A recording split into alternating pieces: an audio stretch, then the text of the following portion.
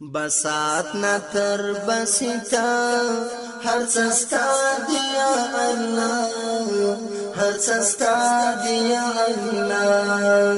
دا خطول ستفا یو کن سر پیدا دیا اللہ پیدا دیا اللہ بسات نتر بسیتا هر سستا دیا اللہ هر سستا دیا اللہ دا وارستا یو کن سر پیدا دیا اللہ پیدا دیا اللہ مالکی دا املاکو مخترعی دا افلاکو الحمد لله رب العالمين وصلى الله تعالى وسلم على نبينا محمد وعلى آله وصحابته أجمعين. دمنار راديو درنو مؤمنو اوریدونکو او د ایمان پلوشو د خپرونې قدرمنو مینوالو، السلام علیکم ورحمة الله وبرکاته. الله دې وکړي چې تاسو ټول روغ جوړ او خوشاله یاست او تیر خپرونه به مو اوریدلی وي او د خپل دین په رابطه به مو یو اندازه پوهه لاسته راوړې وي. دا د الله په توفیق باندې زه یو ځل بیا د ریاض الصالحین د کتاب څخه د نوي درس په وړاندې کولو سره ستاسې په خدمت کې حاضر شوی یم. الله سبحانه وتعالی دې راتلونکې خبرې زموږ او ستاسو د هدایت سبب وګرځوي او الله دې ټولو مؤمنانو ته پوهه په علم کې نصیب کړي، په دین کې د رب العالمین د ټولو پوهه نصیب کی. امام نووي رحمت الله تعالی علیه په خپل خایسته کتاب ریاض الصالحین کې 140 نمبر باب لګولی دی، باب استحباب ترک الترفع فی اللباس تواضعا. باب دی په بیان د دې کې چې مستحبه ده چې سړی لوړوالی په لباس کې پرېږدي د تواضع په اساس باندې. د دې باب مطلب او غرض دا دی چې یو بنده مسلمان کولی شي چې قیمتي او ارزښتناکه او دارنګې د زینت او د ډول نه ډکه جامه واغوندي، داسې کالي ځان ته جوړ کړي چې هغه ډېر قیمتي وي او هغه ډېر د ډول او زینت والا وي. خو که چېرته یو مسلمان دا کار پرېږدي او په معمولی جامه باندې او په معمولی کالیو باندې خپله ګزاره جوړه کړي، نو د یو مستحب کار وکړه او د دغه عمل الله عز وجل ته خوښ دی. په تیرو بابونو کې هم د لباس په رابطه باندې ځینې دیني احکام ارائه شول چې تاسو به د الله په فضل باندې د هغې په مقصد باندې پوه شوي استئ. نو په دې باب کې امام نووي رحمه الله فرمایي قد سبق في باب فضل الجوع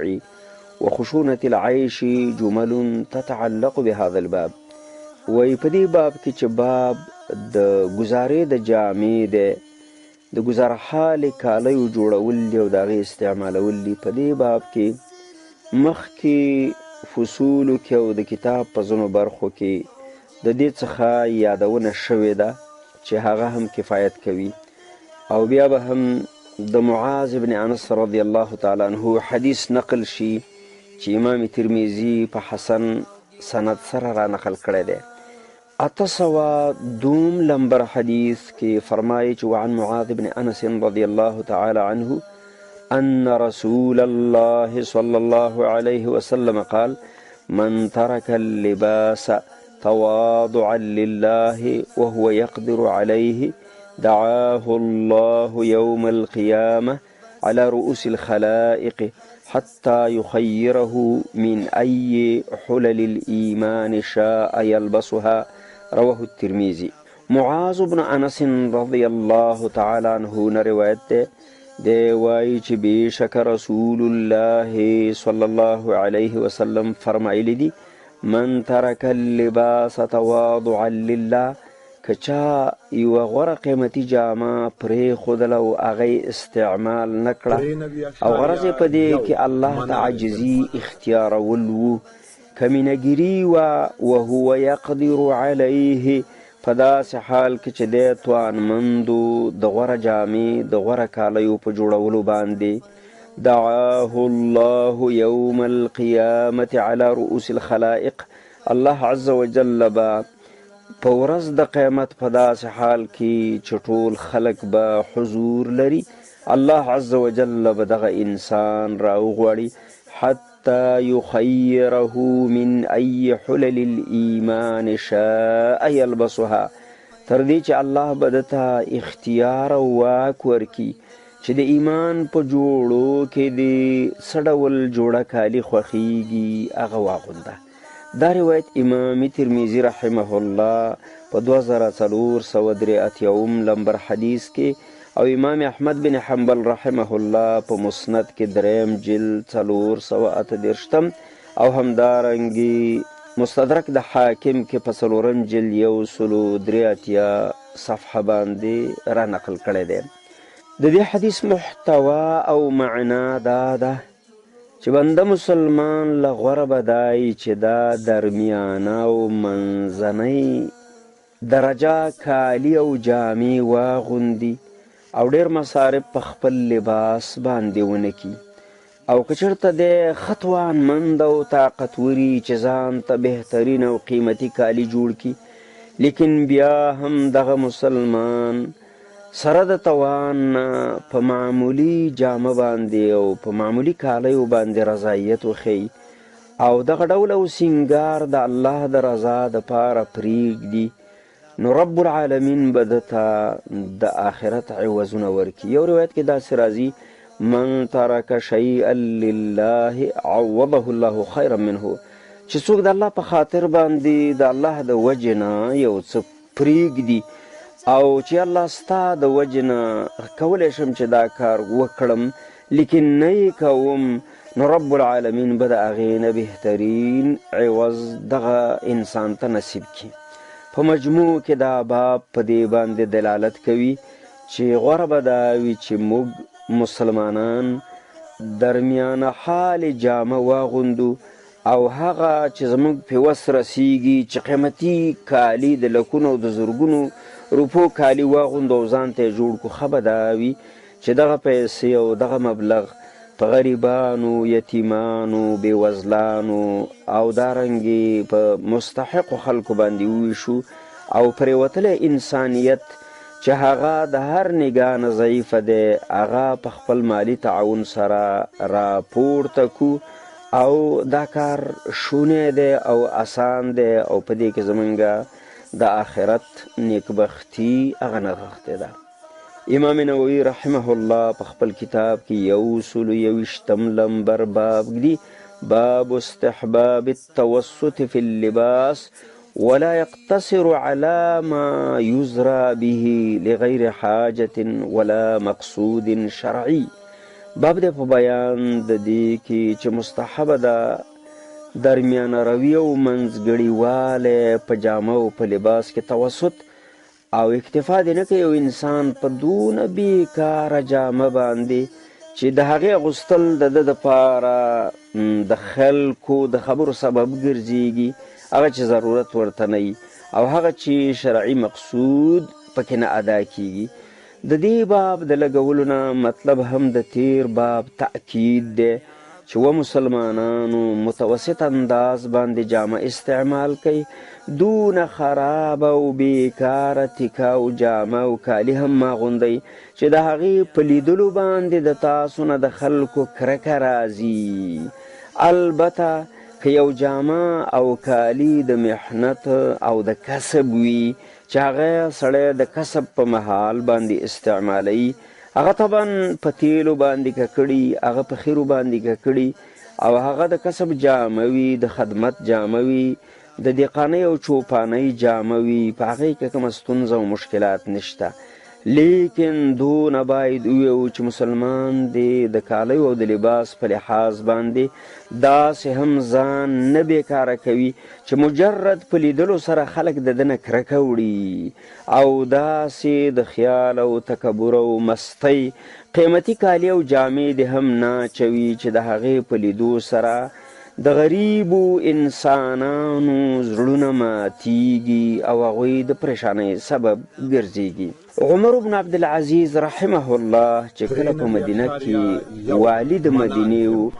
ډیر قیمتي کالي به اغوستل، یعنی حتی چې د 800 درهم روپو جوړه به یې ګرځوله. ولې کله چې هغه د خلافت مقام ته ورسېد او د مسلمانانو د ټولې نړۍ واکمن او خلیفه او پادشاه شو، بیا به یې د 8 درهمو په جوړه باندې اکتفا کوله. او همدارنګې محمد رسول الله صلی الله علیه وسلم هم درمیانه روي کړې ده په لباس کې. شاید چې امت هم د هغه مبارک صلی الله علیه وسلم په طریقه باندې ځان جوړ کی او د الله د نعمتونو نه استفاده هم وکي او دا نعمتونه دونه هم په ځان باندې اضافه نه کي چې د ناشکرۍ او دارنګې د تکبر سبب وګرځېږي. 803 نمبر حدیث په دې خبرو باندې دلالت کوي. عن عمرو بن شعيب عن أبيه عن جده رضي الله تعالى عنه قال قال رسول الله صلى الله عليه وسلم إن الله يحب أن يرى أثر نعمته على عبده رواه الترمذي وقال حديث حسن. عمرو بن شعيب لخپل پلار او اغل نیکنه روایت نقل کړي چې رسول کریم صلی الله علیه و آله و صحبه وسلم فرمای یقینا الله عز وجل دا خوښوي چې ولیدلی شي د الله په مخلوق باندې د الله د نعمتونو اثر، ان یرا اثر نعمته علی عبده، چې ولیدلی شي د الله د پیرزونې نعمت چې پې کړی په بنده باندې د هغې اثر هغه ولیدلی شي.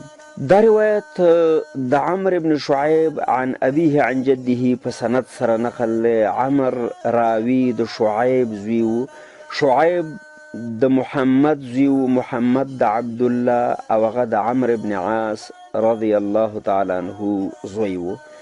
دلته روایت عمر چې د شعیب زوی دی له شعیب کوي، ولی شعیب خپل پلار نه چې محمد دی روایتونه نه دي نقل کړي او یای د پس مرګي پیدا شوی دی او ټوله پالنه د شعیب رحمه الله د هغه نیکه عبدالله ابن عمرو ابن عاص کړې وه چې عبدالله صحابي او د هغه پلار عمر رضوان الله علیهم اجمعین دا دواړه صحابه کرامو. او دا سند چې دی صحیح سند دی او په دې کې کومه ستونزه نشته دی. روایت د عمرو بن شعیب عن ابیه عن جده دا په صحیح سند سره په موصول او متصل سند سره ثابت دی. دا مبارک حدیث په خپل ځان کې دا معنا لري چې کله د الله د لورې چاته پیسه او طاقت او دارنګې مالی توان ورکړی شوی دی نو دغه مسلمان د ځان دونه بخیل او شوم نه ګرځئ چې تلی په بدن باندې پیزار او دارنګې بوټان کمزوري وي، خول او پګړۍ بیخي خرابه وي او همدارنګې کالي په تن باندې زاړه وي او بیکاره وي. چې کله یو بنده مسلمان باندې د الله پیرزو شوي او دغه بنده مسلمان د الله عز وجل د نعمتونو نه استفاده کوي نو په دې لار کې باید خامخا د اعلی خوراک وکړي، ښکلې او ښایسته مزینې او ډولي جامې واغوندي هغه چې ډېرې قیمتي نه وي. چې کله رب العالمین دله مالی توان ورکړی دی نو دا انسان د بخالت نه کوي او دا انسان د متوسطه اندازه کالی د ځان دپاره جوړ کي تر څو دی واغوندي او د الله مخلوق پوه شي چې دا انسان بخیل نه دی او په ده باندې چې د الله کومه پیرزو شوې ده د هغه پیرزو ښکارندوی د کړې ده د ښایستو بوټانو په اغوستلو، د ښکلو او ښایستو جامو او کالو په جوړولو او دارنګې د پکول یا قرقول یا د پګړۍ په اغوستلو سره. دا روایت امام ترمذي نقل کړی دی او حسن یې بللی دی او رښتیا چې هم د دې سند حسن دی. یو روایت کې راځي چې نبی کریم صلی الله علیه وسلم ته یو سړی راغی چې ویښتان یې ډېر جړ وو او هغه ډېر په کمزوري حالت کې معلومېده. رسول کریم صلی الله علیه وسلم ورته وویل اما لک مال، ته څه مالي توان طاقت لرې که نه؟ قال راوي وویل چې من کل المال قد آتانی الله عز وجل، ما ته رب العالمین قسمه قسم مالونه راکړي دي، حیوانات او ځمکې او دینار او درهم او دارنګې نور جایدادونه. قال نبی صلی الله علیه وسلم ورته ویل فإن الله عز وجل، یقینا الله سبحانه وتعالی اذا انعم على عبد نعمة، چې کله یې کړی دی په یو بنده باندې احسان او نعمت، احب خوښه ګڼي ان ترى علیه، چې ښکاره شي دغه نعمت په دغه بنده باندې. دا روایت امام احمد بن حنبل رحمه الله په مسند دریم جلد 493 صفحه 404 باندې را نقل کړی دی. امام نسائی په 8 جلد کې په 196 صفحه باندې را نقل کړی دی. وسنده قوي، او د امام نسائی سند بالکل قوي دی. دا حدیث واضح دلالت کوي په دې باندې چې د الله د لورې په چا باندې انعام د مال شوی وي باید د دوی خوراک بیکاره نه وي، جامه او لباس بیکاره نه وي، او دارنګې د دوی د کور زندگی دونه خرابه نه وي چې ماشومان چرته ښایسته طعام نه ګوري او نه ښایسته لباس، بلکې د الله عز وجل د نعمت نه ښایسته استفاده پکار ده، د دې دپاره چې د شکر ته لاره خلاصه شي او بنده مسلمان د الله د نعمت په خپل ځان باندې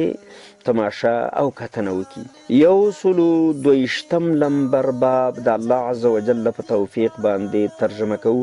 دا باب دی باب تحریم لباس الحریر علی الرجال وتحریم جلوسهم علیه واستنادهم الیه وجواز لبسه للنساء. باب دی په بیان د دې کې چې حرامه ده پر نارینهو باندې اغوستنه د ریښمینې جامې، وتحریم جلوسهم علیه، او همدارنګې نه به کیني نارینه مسلمانان په ریښمینه قالینه باندې، په ریښمینه پرش باندې، واستنادهم الیه، او همدارنګې تکیاګانې به ورته نه لګوي، وجواز لبسه للنساء، او جایز دی د ریښمو استعمال د پاره د زنانو، یعنی زنانه خویندې کولی شي چې هغه وریښمینې جامې په تن باندې ولري، لیکن نارینه مسلمانان هغه به ریښمین کالي نه جوړوي. موږ ګورو په خپل هیواد کې چې کله د یو زلمي د واده مرحله را نږدې شي، هغه د واده دپاره داسې ګڼ د کمیس جوړوي چې په هغې کې ډېر زیات ریښم لګیږي، که دا ډمس یا بل څه موادي او نور څه تارونه وي خو هېڅ باک نشته دی، لیکن که دا ټول ریښمي چې ټول ګریوان د نارینه په ریښم باندې پوښلی کېږي، دا کار غوره نه دی، اعلا نه دی، او دا حرمت ته مائله دی، یعنی شرعاً د دې جواز نشته. او البته د زنانو دپاره ریښمین کالي هغه جایز او روا دي، او د زنانو او نارینهو ټولو دپاره ریښمینې قالینې، ریښمینې تورشکې روجایګانې او یا هغه بالښتونه چې دوی پې تکیه لګوي، دا د ټولو دپاره شرعاً منع دي، باید ریښم په دغسې کالیو کې او په دغسې تکیهګانو کې استعمال نشي. خو باید دا واضحه کړو چې زنانه خور، زنانه مسلمانه، زنانه او ښځینه مخلوق هغه کولی شي چې پړونه او زوړکې او یا کمیس او پرتوګ یا بنین او یا جرابې هغه له ریښمو ځینې جوړې کړي، ولو که په دې باندې ډېرې پیسې هم ولګېږي. د زنانو دپاره د هغې استعمال جایز دی. دلته باید د اسلام حسن ته توجه وکړو چې اسلام تل د پاره د مظلوم، د بېکس او دارنګې د بېوس انسان په طرفدارۍ کې ولاړ دی او څونه قدر کړی د اسلام مبارک دین د زنانو چې دوی ته یې د ریخمو استعمال جائز ګڼلی دی. البته په نارینهو باندې دغه ریخمینې جامې ریخمینې څادرې شرعا بندې دي. نو د هغه چا چې هغوی د اسلام سپکاوی کوي او ناخبره زنانه او ناخبرې ښځې هغه غولوي په دې باندې چې تاسو په اسلام کې ذلیله یاستئ، د هغوی د خولې بندې شي د دې دلایلو په اورېدلو سره او د هغوی د غوږونه کاڼه شي چې هغوی اسلام تقبیحوي او زموږ د هېواد مسلمانانې خویندې میندې هغه د لوچکۍ طرف ته رهبري کوي او د اسلام په رابطه باندې غلط تبلیغات ورته کوي. وګوره د اسلام مبارک دین ته چې سره زرو استعمال او د ریخمو استعمال هغه په نارینهو باندې بند کړی دی او دغه قیمتي شیان چې زیورات دي او ډولي جامې دي هغه جایز او روا ګرځولي دي زنانه مخلوق ته. دا نه ده مګر د الله پیرزو ده په ځانګړې توګه په مسلمان خویندو میندو باندې او همدغه مسلمانانې زنانه به په جنتونو کې د خپلو خاوندانو پلرونو ورونو سره یو شان ریخمین کالي به اغوندي. خو په دنیا کې هم الله عز وجل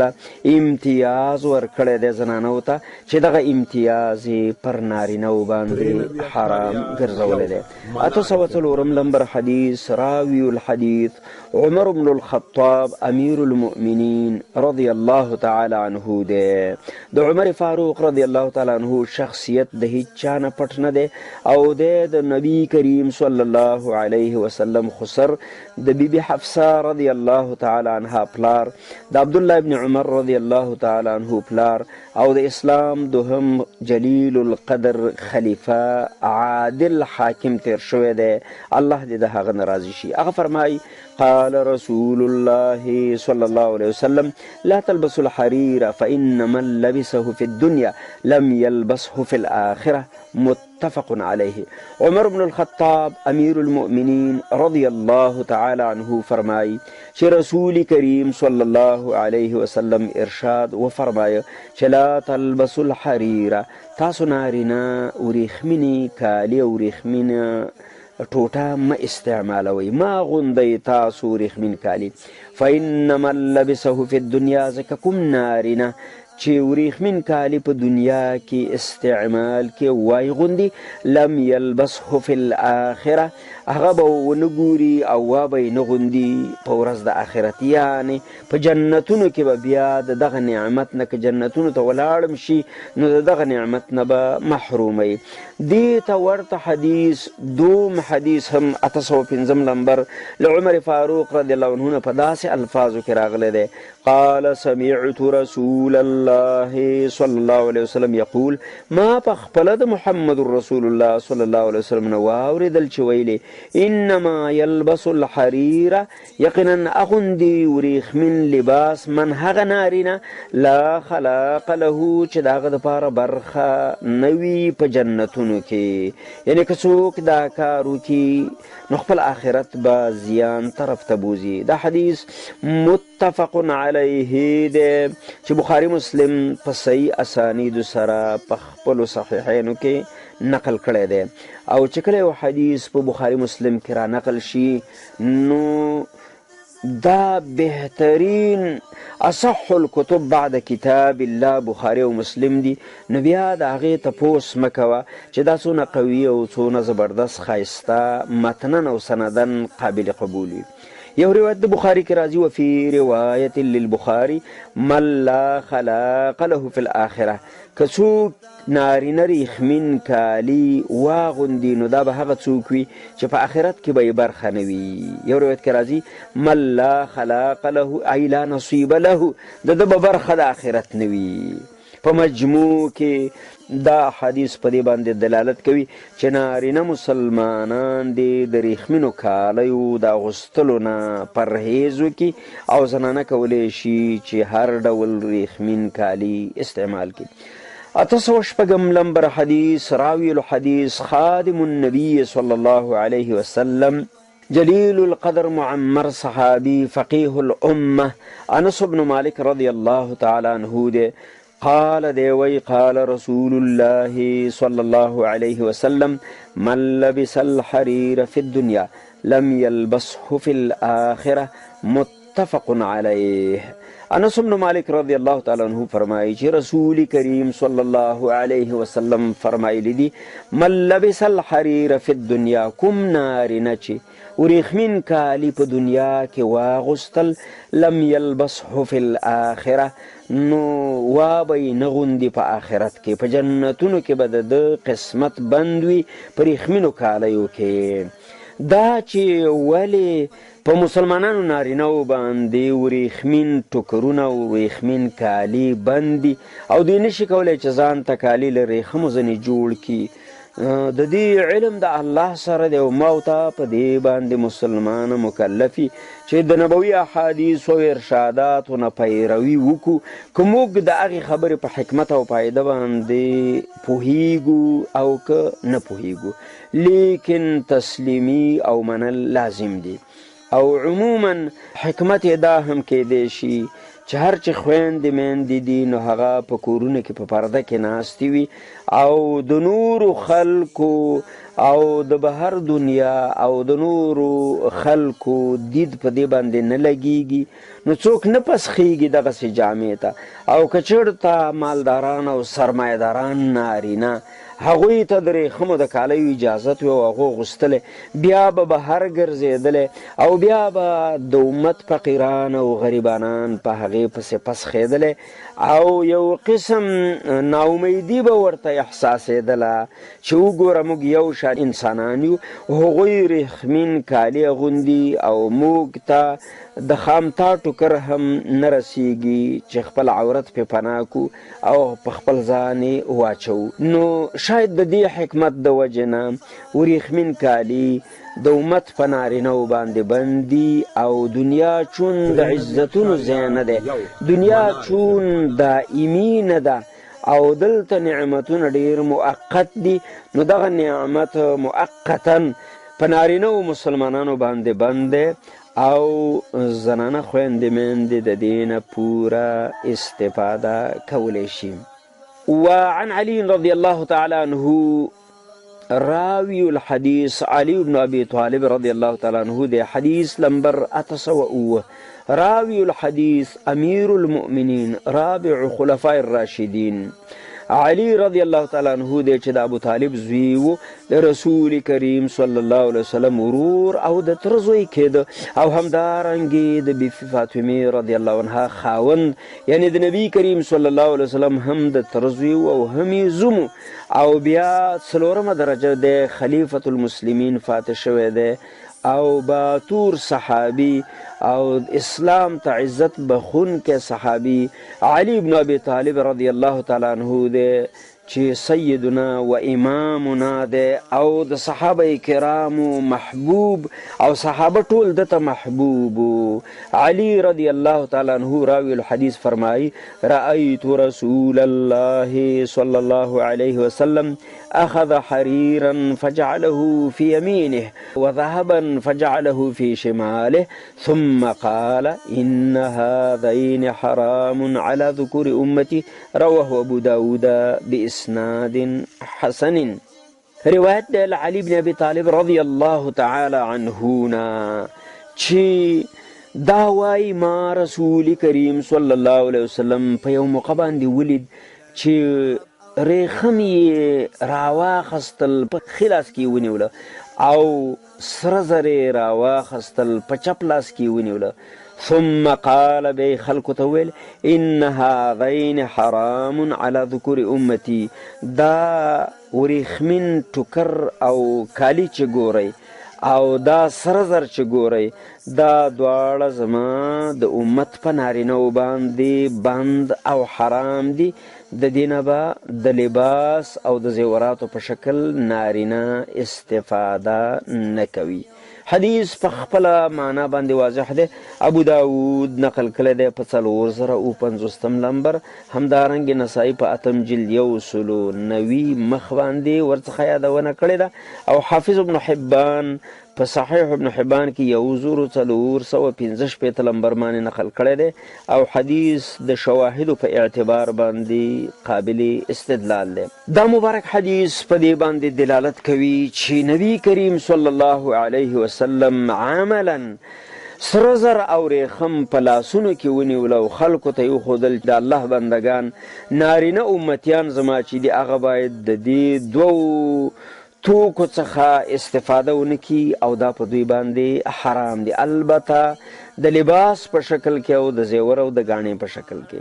چې د دې مزید تفصیل بیا وروسته په نورو روایتو کې راځي چې د نارینه دپاره څه لږ غوندې اندازه ریخم جایز دي او لکه څاقي او په جامه کې لږه لږه کمه ګلکاري یا په دسمال کې کمه ګلکاري یا جی او څاقي د کمیس د هغې پټې د ریخمو نه شي معمولي غوندې، او همدارنګې د سرو زرو استعمال جائز دی چې د ضرورت په اساس غاښ ته سړی پوش واغوندي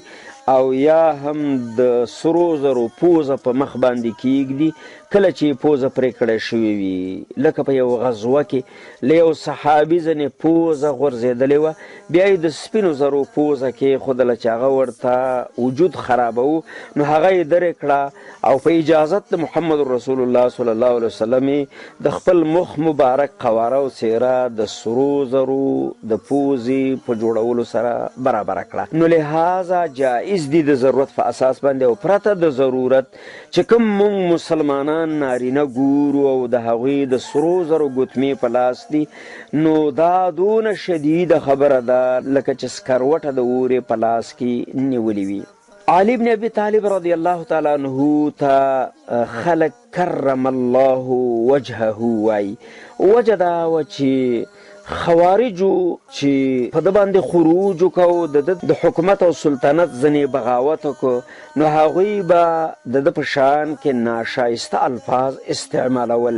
چې هغه د هیڅ مسلمان سره مناسب نه دي چې د مسلمان په رابطه یې استعمال کړي. خو خوارج خو بد عمله خلکو، بد عقیده خلکو، مبتدعین د دې امتو، نو هغوی به د علي بن ابي طالب رضی الله عنه په حق لا غلط الفاظ استعمالول. نو د هغې زمانې علماء کرام چې کوم موجودو د خوارجو په خلاف به د علي رضی الله تعالی عنه د نوم سره د کرم الله وجهه، الله دې د ده مخ قدرمن کې، امین یا رب العالمین، دغه لفظ به استعمالو. خو کوم د صحابي دپاره چې ډېر لوی ښایسته لقب او دعایه کلمات دي چې په هغې کې ټول صحابه سره یو شان دي، هغه رضی الله عنه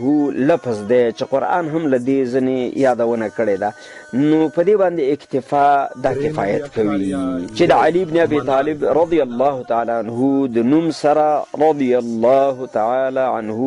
وویلی شي، نو د هغه د صحابیت حق په امت باندې چې د دعا کوم حق نو هغه انشاءالله په دې سره ادا کیدی شي. 808 نمبر حدیث دی. وعن ابي موسى الاشعري رضي الله تعالى عنه، ابو موسى اشعري رضي الله عنه چې عبد الله ابن قیس رضي الله عنه نومیږي، هغه فرمایي چې ان رسول الله صلی الله علیه وسلم قال، یقینا رسول کریم صلی الله علیه وسلم وفرمایلی حرم لباس الحریر والذهب، حرام شوی دا استعمالونه و غستنه د ریخمو او د سرو زرو علی ذکور امتی، زما د امت پر نارینو، و احل لاناثهم، او جائز د امت خزینه مخلوق ته چې هغه استعمال کې سره زر او استعمال کې ورېخمین. رواه الترمذي وقال حديث حسن صحيح. امام ترمذي رحمه الله په خپل جامع کې په 1900 مخ او همدارنګه نسائی په 8 کې دا حدیث را نقل کړی دی په صحیح سند سره او په حسن سند سره را نقل کړی دی چې د تیرې موضوع سره کامل ارتباط لري چې توضیح مخکې بیان شوه. 809 نمبر حدیث دی. راوی الحدیث صاحب سر رسول الله صلی الله علیه وسلم حذیفه بن الیمان رضی الله تعالی عنه دی. قال فرمای حذیفه رضی الله عنه نهانا النبی صلی الله علیه وسلم ان نشرب فی آنیة الذهب والفضه، نبی صلی الله علیه وسلم موږ منع کړي یو چې موږ څښاک وکړو په لوښو او زرو په د سرو زرو او د سپینو کې وان ناکل فیها او یا خوراک وکړو په هغه ظروف او لوښو کې چې هغه له سرو او سپینو زرو نه جوړ شوي وعن لبس الحریر والدیباج او همدارنګې نبي صلی الله علیه وسلم منع کړي یو نارینه د اغوستلو د ریښمینو کالیو چې عام ریښمي والدیباج او پیړ ریښم وي وان نجلس علیه او همدارنګې منع کړي نبي صلی الله علیه وسلم موږ د کېناستو نه په ریښمین فرش باندې دا روایت بخاري نقل کړی دی فتح الباری 10 جلد 246 مخ باندې دا حدیث په دې باندې دلالت کوي تأکید د تیرې خبرې دی چې د سرو زرو او دارنګې د سپینو زرو لوښي د خوراک او څښاک دپاره په نارینه او زنانو په ټولو مسلمانانو باندې شرعاً بند دي پیالې او ګیلاسونه او قابونه او قاشوغې وغیره د سرو زرو او د سپینو زرو جوړول استعمال د دې حرام دی د مسلمان دپاره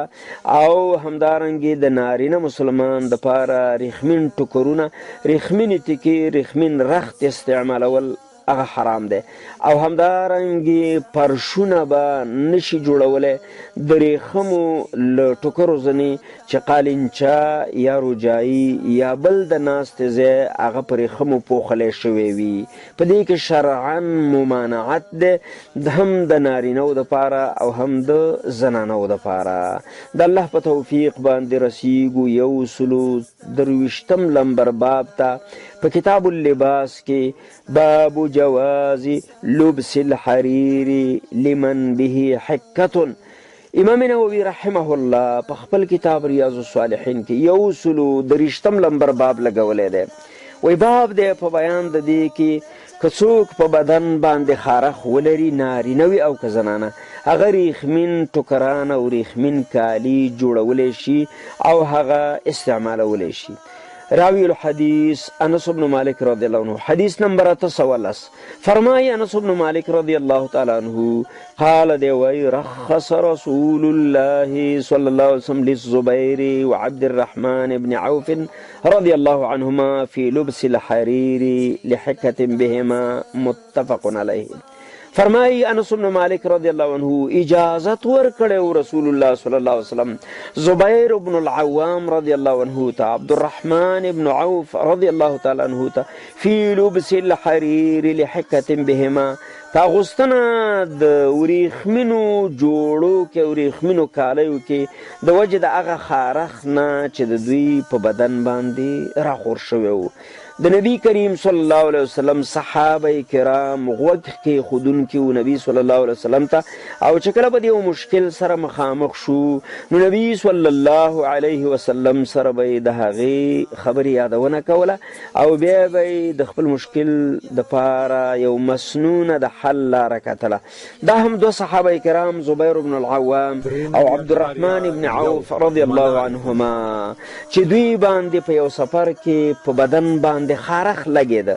چې پوستکو به یې خارخ کو او یو اندازه مشکل ورباندې راغی نو نبی کریم صلی الله علیه وسلم سره یې مشوره وکړله چې زموږ د دې مرض علاج په ریښمینو کالیو اغوستلو کې دی یو حال د سفرو او بل مشقت د مرضو چې خارخ په وجود باندې راغلی و نو نبی کریم صلی الله علیه وسلم دغه دوو صحابو ته اجازه وکړه چې تاسو کولی شئ چې ریښمینې جامې واغوندي تر څو مو د وجودونو خارخ په هغې باندې دفع شي او ستاسو دپاره شفا وګرځېږي نو دا یوازې د دغه دوو صحابه کرامو دپاره نه وه بلکې ټول امت ته جواز د دې ورکوي که کله یو ماهر طبیب ډاکټر هغه مسلمان یو که هغه معتمدون علیه نامسلمه وي خو چې ناروغانو ته په منو خلکو ته د دې توصیه وکړي چې تاسې ریښمین کالي وګرځوئ تر هغه چې پرې راروغ شئ او ستونزه مو ختمه شي نو د دغه مجرب او ماهره طبیب او ډاکټر خبرې له شرعاً اعتبار دی او بیا نارینه کولی شي چې د ضرورت په اساس باندې وریښمین کالي واغوندي تر څو وجود روغ جوړ او سلامت شي او د عبادت لپاره تیار شي نو په دې سلسله کې د طبیب او د ماهر ډاکټر خبرې له شرعن اعتبار دی او په دې باندې باید سره ټول پوه شو چې زموږ دین د تخصص د پیژندلو دین دی او دلته باید هر کار متخصص ته حواله شي تر څو موږ وکولی شو چې د متخصص ماهره د مشورې د لارې نه د ستونزې حل ته لاره ومومو او دا شرعن جایز او روا ده چې په یو منصب باندې متخصص وګمارلی شي مقرر کړی شي او هغه د دولت په یو ارګان کې چې د ده سره اړه او تعلق لري او ولو که د ده تقواداري قابل ستایش نه وي. شیخ الاسلام ابن تیمیه رحمه الله په خپل کتاب السیاست الشرعیه کې چې د حکومت د چلونې په رابطه یې لیکلی دی په هغې کې همدا موضوع د بحث لاندې نیولې ده چې په اسلام کې د مسلمانانو حاکم هغه کولی شي چې متخصص انسان ولو که هغه فاسق وي یا تقوادار نه وي هغه ته د هغه د تخصص چې کړی وي پکې د کار زمینه برابره کړي تر څو نورو خلکو ته د ده نه خیر او فایده ورسیږي. البته داسې واکمني د فاسق او د فاجر چې هغه د نورو مسلمانانو د ذلت سبب ګرځېږي شرعا دا جایزه نه ده خو عموما په دین کې تخصص لره په ټولو کارونو کې اعتبار دی. د مثال په توګه باندې موږ ویلی شو چې موږ په انتقالاتو کې او په سفرونو کې پیلوټ ته ضرورت لرو او هغه راننده د طیارې که یو سړی ډېر لوی عالم او مفتی د زماني قاضي د زماني او هغه ډېر لوی دیندار هم وي خو هغه طیاره نشي چلولی دلته به موږ متخصص ته مراجعه کوو او متخصص پیلوټ به د پیلوټ په کرسۍ باندې کینوو او د هغه د تخصص په میدان کې به د هغه د ارزښتونو نه استفاده کوو او خپل مشکل به حلوو او دا به نه وایو چې دا پیلوټ یا نامسلمه دی او یا هم دا فاسق او فاجر دی او موږ حجاج یا د عمرې والا د ده سره سفر نه کوو. ښه به دا وي چې مسلمانان هر کسب ته او هر کار ته چې مشروع وي هغې ته لاس واچوي خصوصا زموږ په ګران هیواد کې د دې ضرورت دی چې زموږ ټول کارونه د متخصصینو د تخصص په دایره کې سرته ورسولی شي او څه بده ده چې زموږ متخصص اعلی لمبر تقوادار او دیندار هم وي او هغه په خپل کسب او کمال کې لاساني هم وي. دا خبر ضمناً یاد شول او اصل موضوع دا وه چې عموما ریخم په نارینهو باندې حرام دي مګر د ضرورت په اساس باندې که د پر هر ګنډلو دپاره ریخمین تار استعمالیږي یا هم کالی او ریخمینه جامه متخصص ډاکټر وښایي ناروغ ته نو رنځور او ناروغه کولی شي چې د هغې جامې او هغې ټوټې او تکې نه استفاده وکړي ولو که هغه له ریخمو جوړه وي. 140 لمبر باب ته ورسېدو په توفیق د الله عز وجل باندې باب النهي عن افتراش جلود النمور والركوب عليها. 140 لمبر باب دی په کتاب ریاض الصالحین د امام نووي رحمت الله تعالی علیه کې فرمایي باب دی په بیان د دې کې چې د لیوانو څرمنې او پوټکي د فرش په توګه باندې غځول او خورول دا ناروا دي. والرکوب علیها او کیناستل او سپرلی په دغه ریخمینو باندې او همدارنګې په دغه پوستکو د لیوانو باندې ناروا ده. تاریخ ته چې وکتلی شي نو پخواني حکام او جبابره هغوی به د پړانګانو او زمریو نه پوستکي ویستل بیا به یې هغه له څه شي ډک کړل د مالوچو او یا له بوسو ځنې او بیا به د هغې نه د زمري شکل جوړ شه یا به د پړانګ شکل جوړ شه او بیا به په هغې باندې دغه بادشاه او حاکم د پاسه ناستو او هغه به یې خپله کرسۍ او تخت ګرځولی او یا به داسې وه چې دغه حاکم او پادشاه یا جابر او متکبره به د پړانګ او د نورو قیمتي لیوانو لکه زمری د هغې پوستکي نه به یې هغه قالینه جوړه کړل او بیا به په هغې باندې کېناسته، نو بیا به د ده تحرکات او خبرې هم دغسې مغرور او مستانه وي لکه څنګه چې لیوان مغروره او مستانه وي. نو راغی محمد رسول الله صلی الله علیه وسلم د الله د طرفه نه رسول او پیغمبر او خپل امت ته ارشاد او هدایات الهي راوړل چې فرمایي لا ترکب الخز ولا النمار. له معاویه رضی الله تعالی عنه څخه روایت دی، قال دی وایي قال رسول الله صلی الله علیه وسلم لا ترکب الخز ولا النمار، تاسو سپرلي مه کوئ په ریښمینه ټوټه باندې او دارنګې د پړانګانو په څرمنو باندې. معنی دا ده چې ریښمینه ټوټه او ریښمینه قالینچه، ریښمینه ګدۍ او د اس د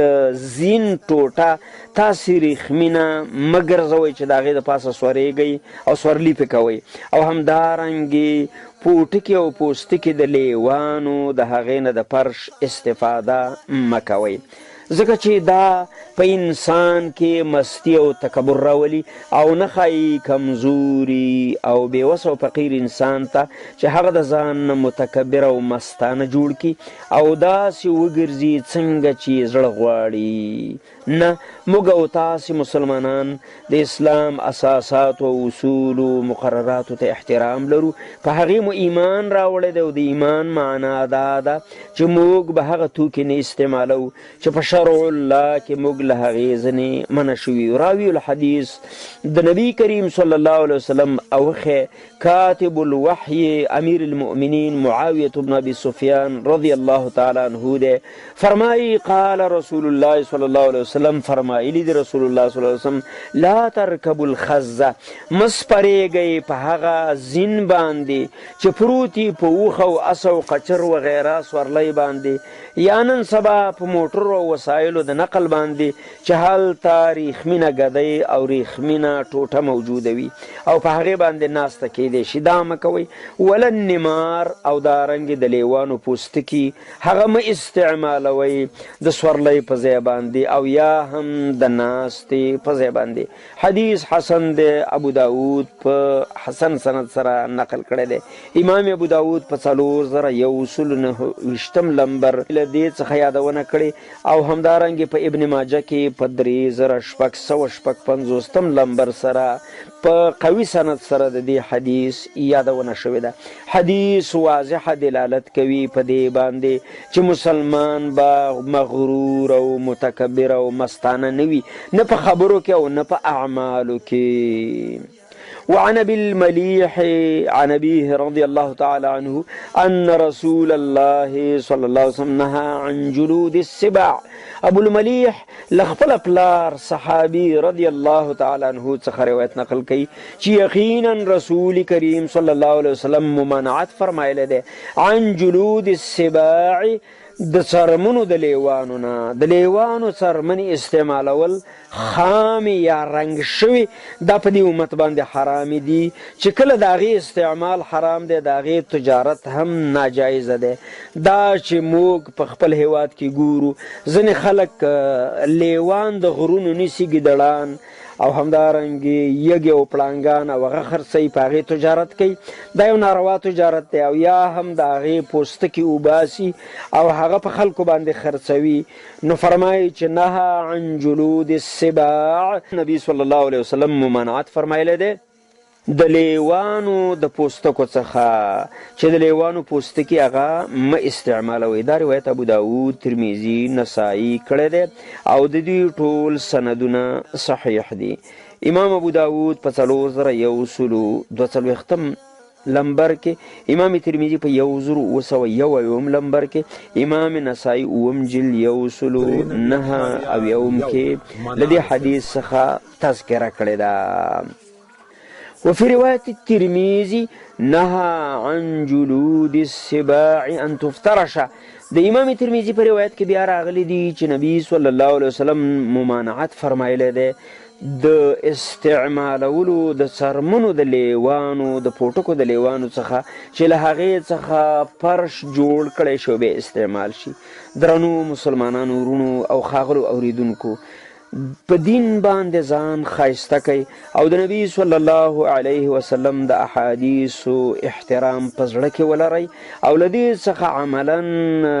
ملاتړ وکئ. الله سبحانه وتعالی دې زموږ په هیواد کې امن و امان، خوشحالي او سوکالي راولي او رب العالمین دې زموږ قناعت په حلالو باندې نصیب کړي او رب العالمین دې د ټولو مؤمنو هیوادوالو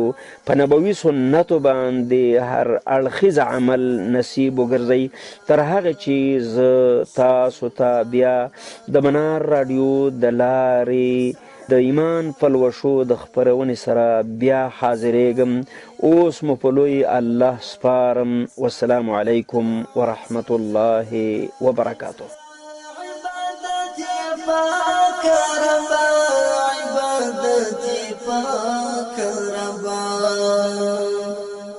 باطل دی چی لتا څخه سوا دی یا الله،